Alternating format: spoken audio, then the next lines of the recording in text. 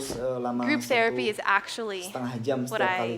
Jadi itu attribute pasti most of my intensif. healing to. Tetapi kelompok terapi And the reason sebenarnya was adalah because apa I yang walked into saya this kaitkan IOP dengan sebagian besar penyembuhan saya. Dan expecting alasannya a lot adalah of karena individuals saya masuk to IOP ini be sort of mengharapkan banyak orang clouded, yang mengharapkan put off, banyak and orang basically to look menjadi like this. agak kabur dan pada dasarnya terlihat Thank you, seperti I ini. drew it myself.